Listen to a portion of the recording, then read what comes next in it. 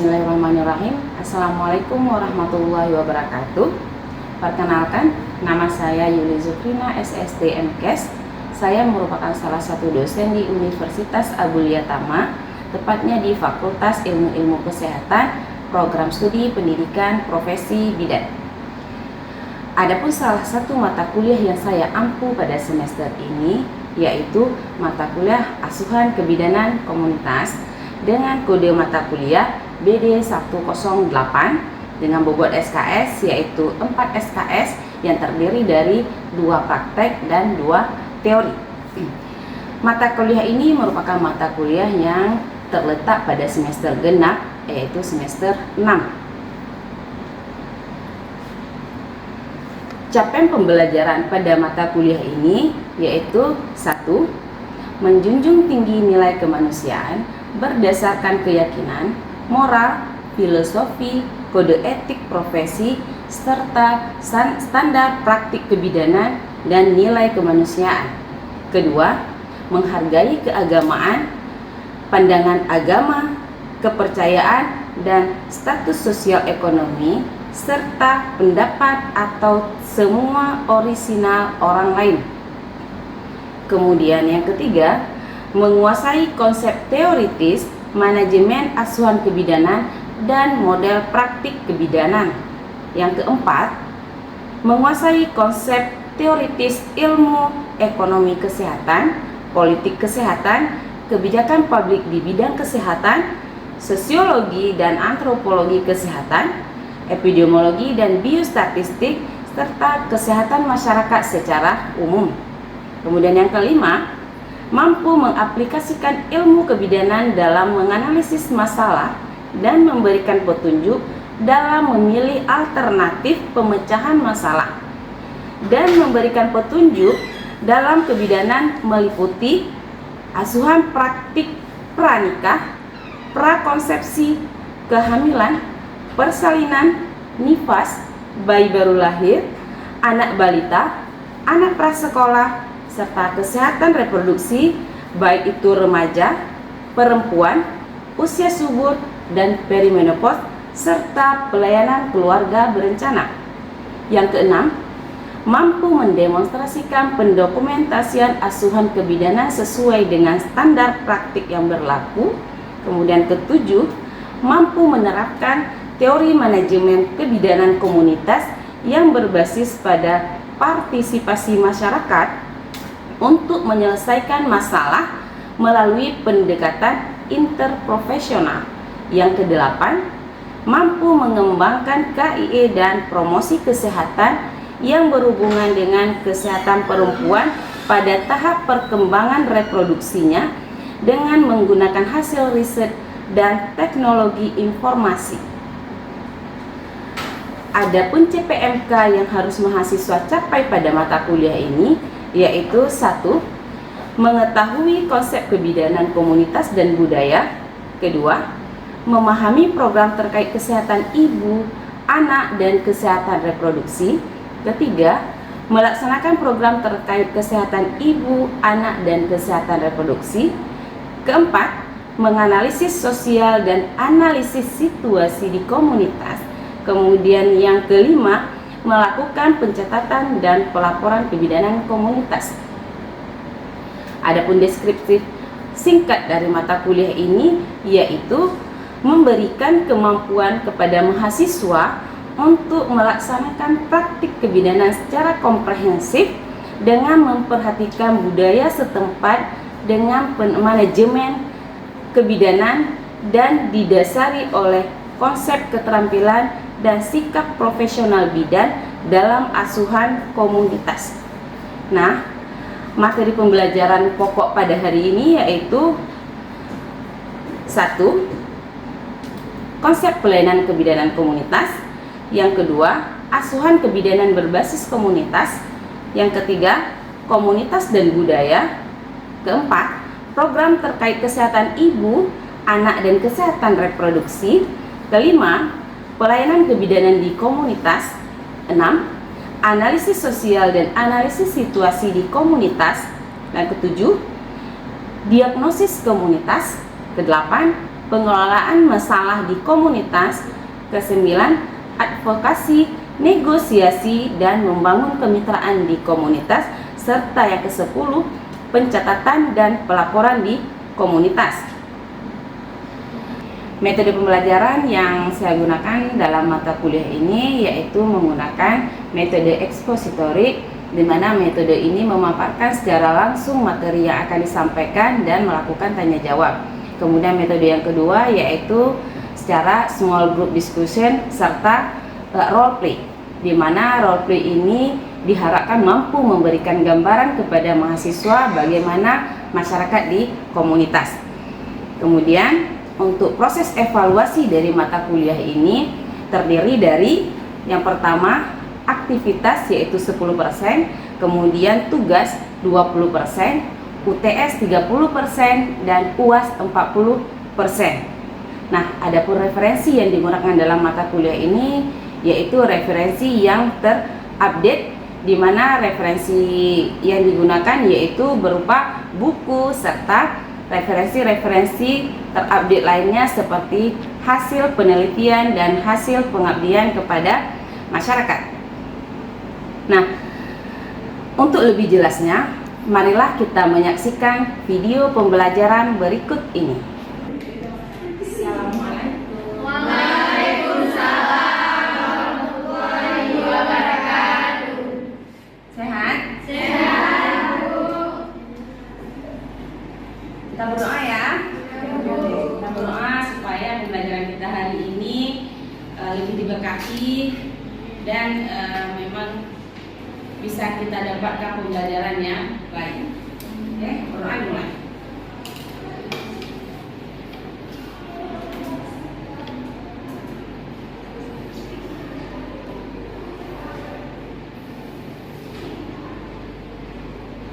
Oke, berdoa selesai ya. Ini siap-siap.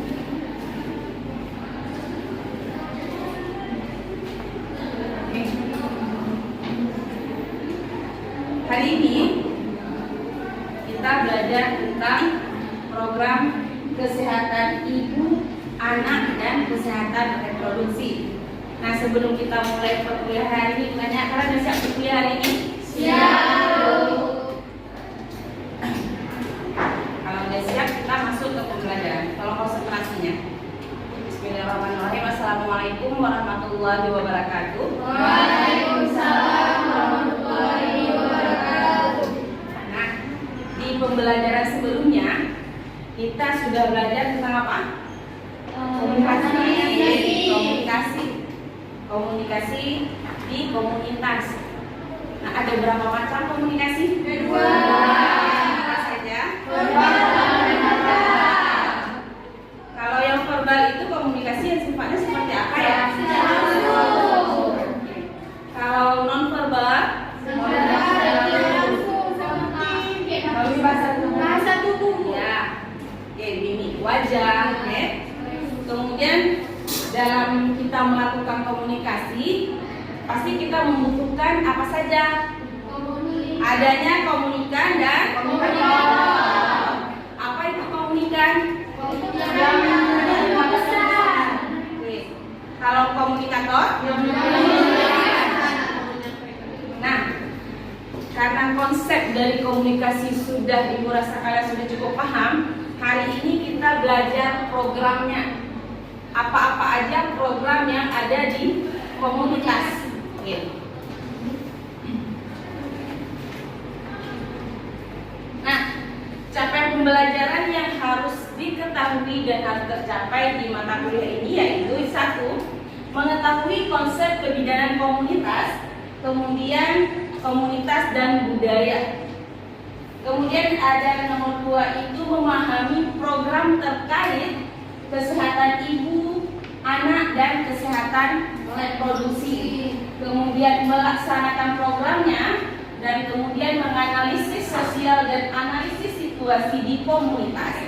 Dan yang terakhir itu melakukan pencatatan dan pelaporan kebidanan komunitas. Oke. Ini wajib diketahui setelah kita belajar mata kuliah aspek komunitas.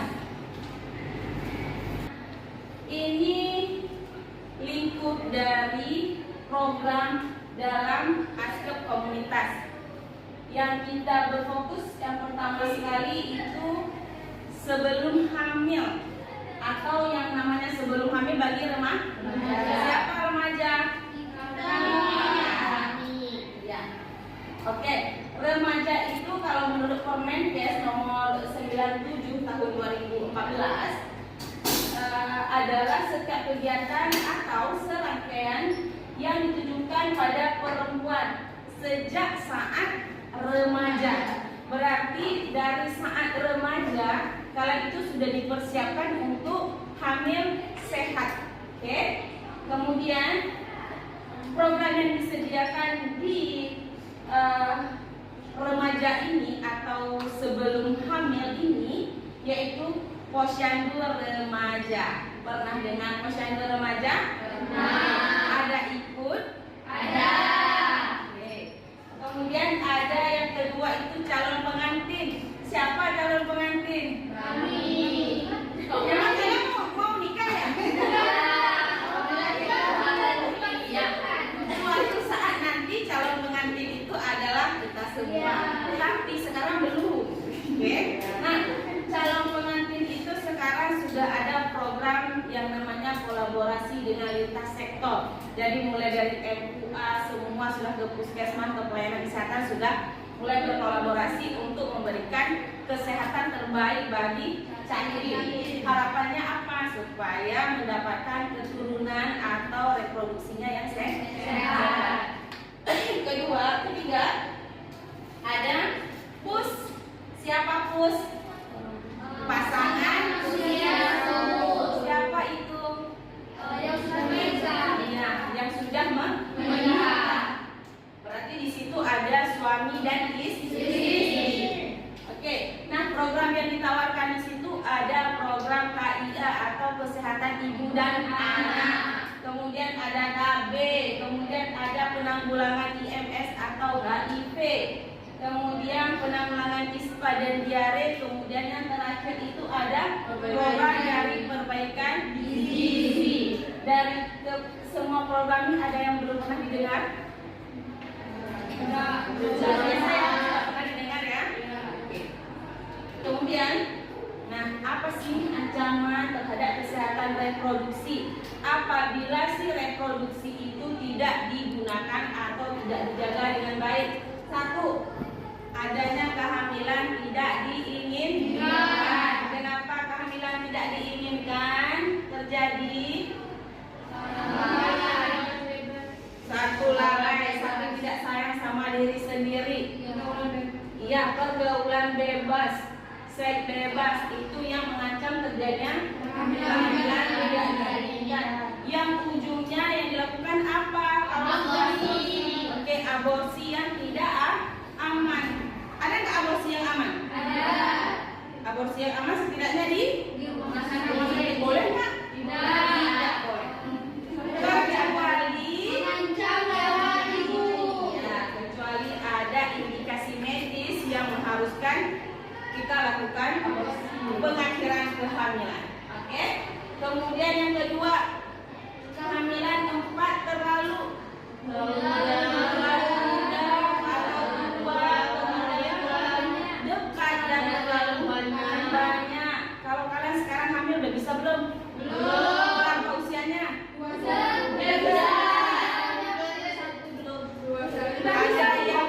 Ada yang sudah usianya, ada yang belum. Tapi usia reproduksi sehat itu usia berapa? 20. Di atas 20 dan kurang dari 35. Oke, kemudian yang ketiga, penyakit yang timbul akibat infeksi, IMS atau HIV atau ISPA atau diare. Kemudian yang keempat, kurang atau gangguan gizi. Kalian ada nggak gangguan gizi? Enggak. Kalau sekarang enggak, tapi ada ibu hamil yang memang atau remaja-remaja itu yang dengan gangguan gizi, yang terlalu kurus, kemudian pada saat belajar sering mengantuk, tidak ada konsentrasi, IP-nya menurun. Oke. Nah, ini dia ada posyandu remaja. Posyandu remaja ini merupakan yang diperuntukkan bagi remaja. Ada keuntungannya nggak kita ikut posyandu remaja? Ada. Lalu nanti ada meja-mejanya.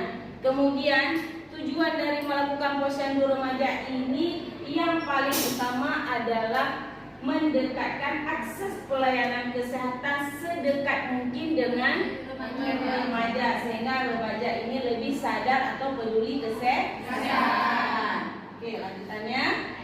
Tujuan khususnya ini yang pertama meningkatkan peran remaja dalam perencanaan, pelaksanaan dan evaluasi posyandu remaja. Kemudian ada peningkatan keterampilan hidup sehat, kemudian ada meningkatkan pengetahuan, kemudian juga pemberian informasi tentang nafza, yang bahwasanya nafza itu bukan untuk dikonsumsi, malahan itu adalah produk atau obat-obatan yang mengganggu kehidupan sehingga berujung kepada kegagalan kehidupan.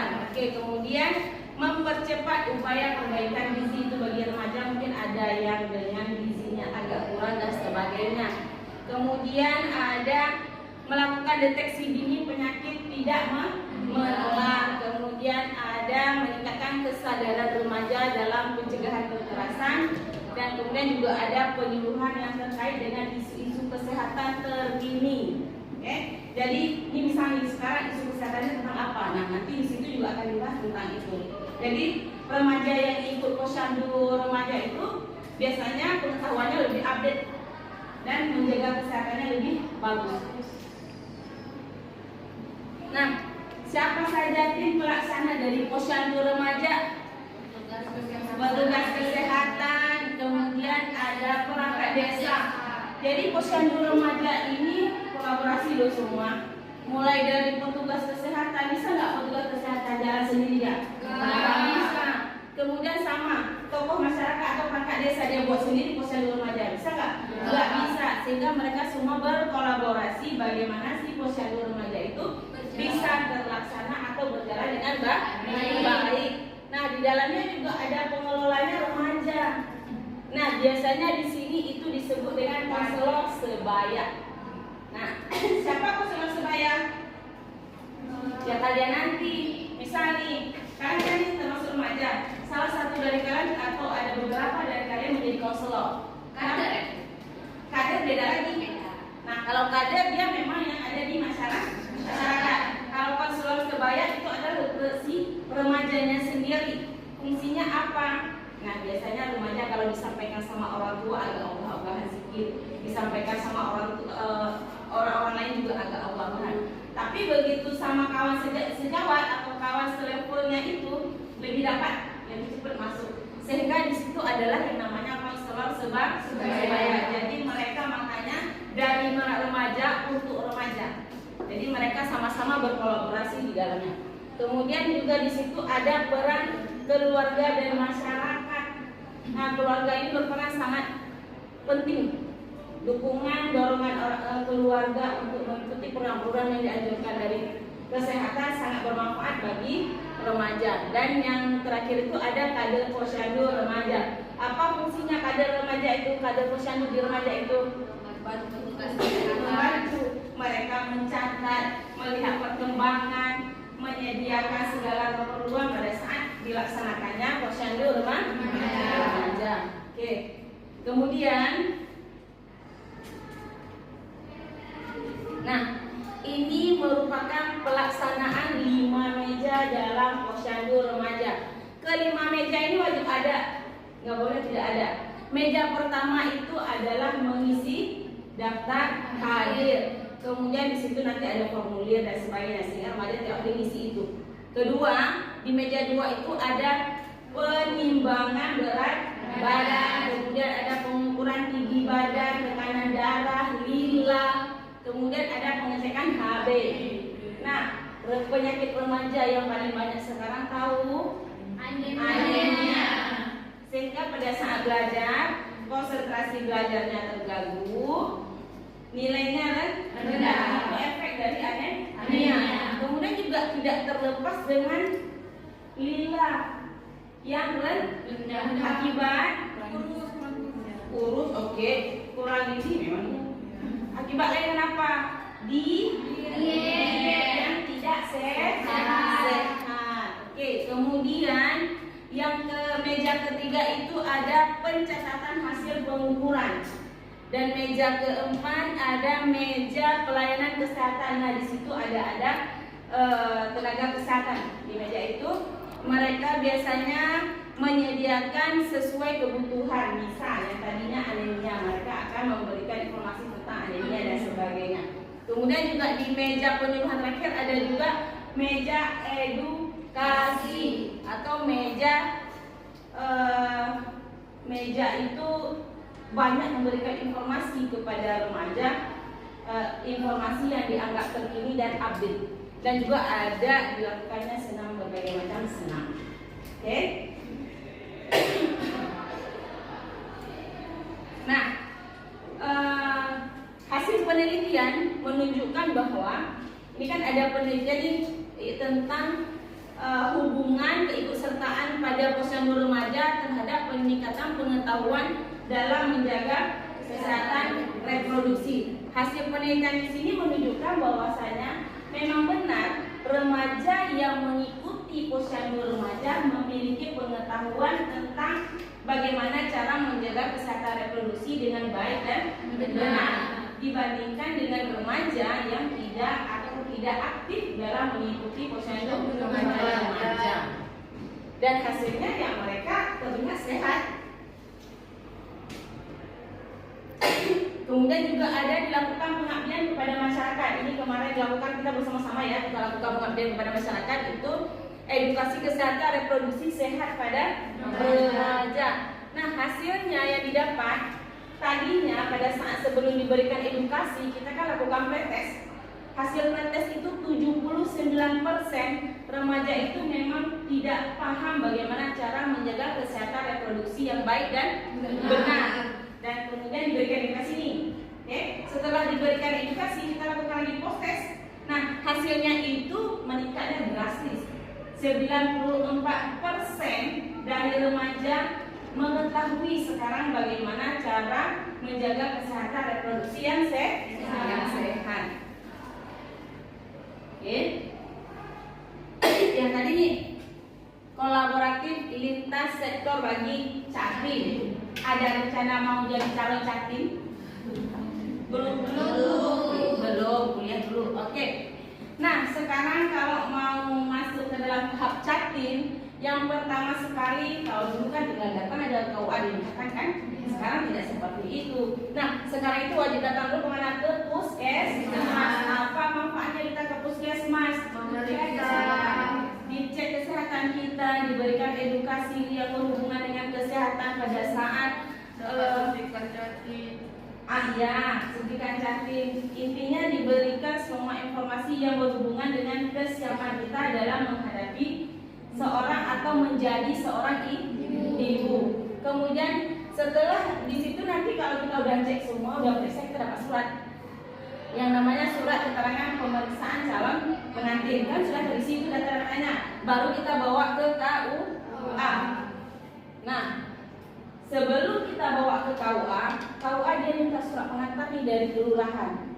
Sama, kita juga bawa surat keterangan ini. Jadi ke lurah pun ke desa kita pun masing-masing kita juga tetap perlu membawa surat ini. Setelah dapat surat ini ke KUA baru kita bisa menjadi calon pengantin. Nah, program KIA kesehatan ibu dan anak itu apa saja programnya di dalamnya? Tujuannya itu banyak. Kalau KIA yang dipantau mulai dari sebelum konsepsi sampai ke persalinan dan kesehatan ibu dan anak. Karena kan AKI itu dinilai pada saat hamil dan juga setelah persalinan itu masuk ke dalam angka kematian ibu. Nah, apa pengertian dari KIA ini? Merupakan upaya bidang kesehatan yang menyangkut pelayanan dan pemeliharaan ibu hamil, ibu bersalin, ibu menyusui, bayi dan anak balita serta anak prasekolah. Prasekolah usianya berapa? 7. Anak usia berapa bulan? 59 bulan. Kemudian kalau bayi berapa usianya? 11 bulan. Kemudian ada balita.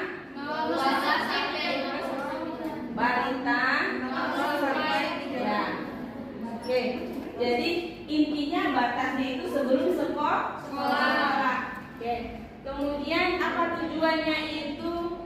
Intinya yang pertama sekali meningkatkan jangkauan pelayanan kesehatan bagi ibu hamil, ibu bersalin, ibu nifas, kemudian dan ibu menyusui. Kemudian yang kedua itu meningkatkan mutu pelayanan. Karena kenapa? Dengan mutu pelayanan yang baik, ibu memuaskan, dia bisa mendapatkan pelayanan kesehatan yang lebih baik. Kemudian yang ketiga, meningkatkan kemampuan dan peran serta masyarakat, keluarga dan seluruh anggotanya untuk mengatasi masalah kesehatan ibu, balita, anak prasekolah, terutama melalui peningkatan peran ibu dan keluarganya. Kalau sekarang kan ada tuh suami siaga, ada kan? Kemudian sekarang juga ada desa siaga. Jadi atas namanya ada ibu hamil, harus ada desa siaga. Oke. Nah, di sini juga ada pemeriksaan ANC. Pemeriksaan ANC ini ada berapa kali? 6 kali. 1 kali pada trimester pertama, 2 kali pada trimester kedua, 3 kali pada trimester ketiga. Nah, ini juga PUS. Penanganan PUS itu mulai dari KB, penanggulangan HIV, kemudian penanggulangan ispa, diare dan perbaikan gizi. Nah, yang terakhir ibu review sedikit. Kira-kira siapa yang jadi pelaksana posyandu?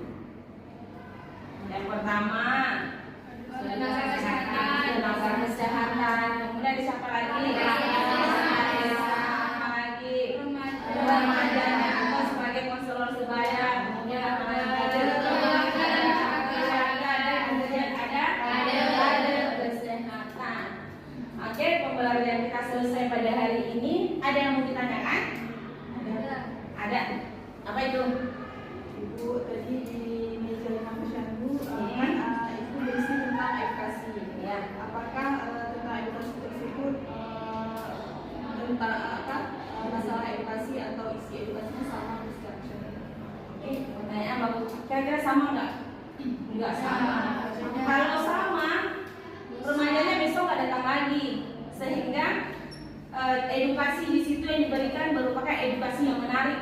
Makanya yang edukasi yang diberikan itu adalah edukasi yang isu-isu terkini, supaya hari ini isunya ini, besok datang lagi isunya apa ya.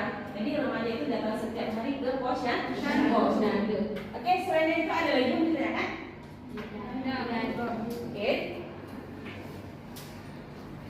Terima kasih untuk pembelajaran hari ini.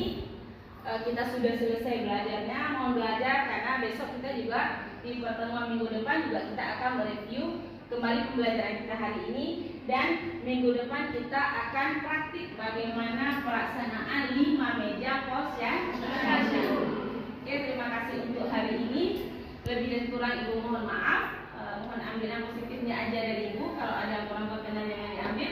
Wabillahi taufiq wal hidayah. Assalamualaikum warahmatullahi wabarakatuh.